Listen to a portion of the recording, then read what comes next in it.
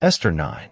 Now in the 12th month, that is, the month Adar, on the 13th day of the same, when the king's commandment and his decree drew near to be put in execution, in the day that the enemies of the Jews hoped to have power over them, though it was turned to the contrary, that the Jews had rule over them that hated them winky face.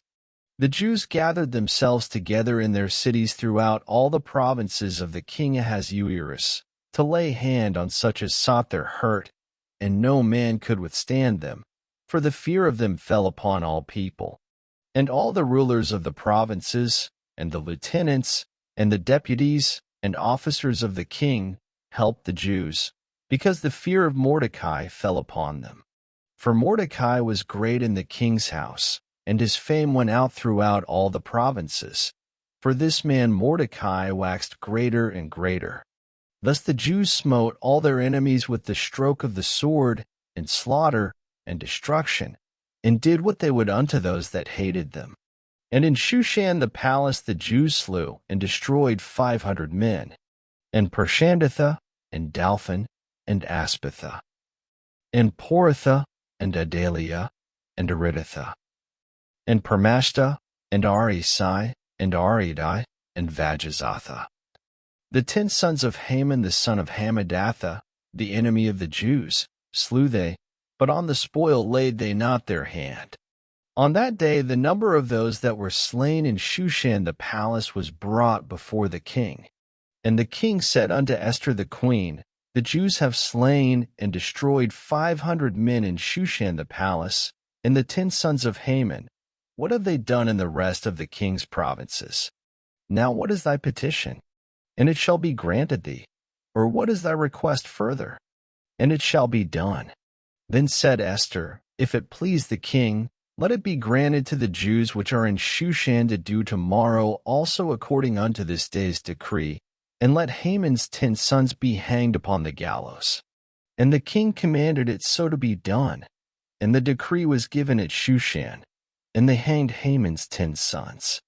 For the Jews that were in Shushan gathered themselves together on the 14th day also of the month Adar, and slew 300 men at Shushan. But on the prey they laid not their hand. But the other Jews that were in the king's provinces gathered themselves together, and stood for their lives, and had rest from their enemies, and slew of their foes 75,000, but they laid not their hands on the prey.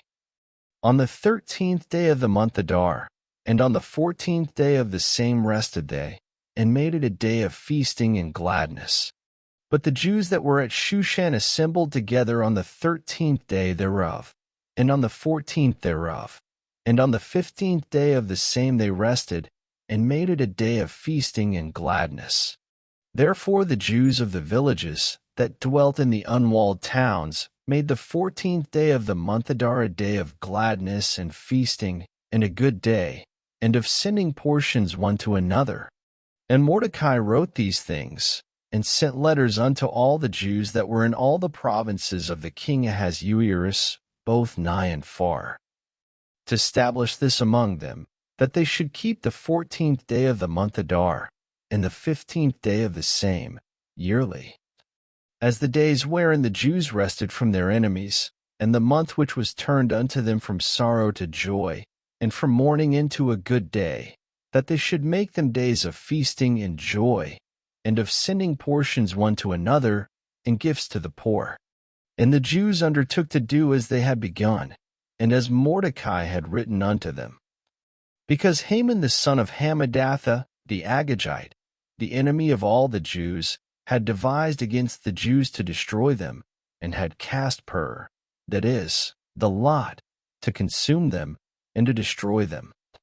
But when Esther came before the king, he commanded by letters that his wicked device, which he devised against the Jews, should return upon his own head, and that he and his sons should be hanged on the gallows.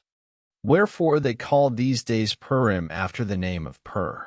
Therefore for all the words of this letter, and of that which they had seen concerning this matter, and which had come unto them, the Jews ordained, and took upon them, and upon their seed, and upon all such as joined themselves unto them, so as it should not fail, that they would keep these 2 days according to their writing, and according to their appointed time every year, and that these days should be remembered and kept throughout every generation, every family, every province, and every city, and that these days of Purim should not fail from among the Jews, nor the memorial of them perish from their seed.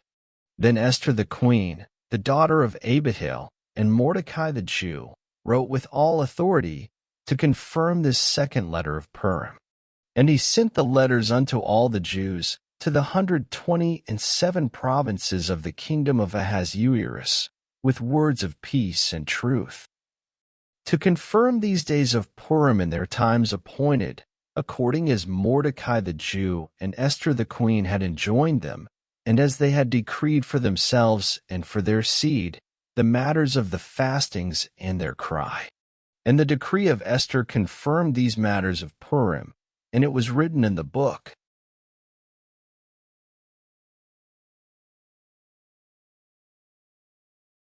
Thank you for listening. Up next, Esther 10.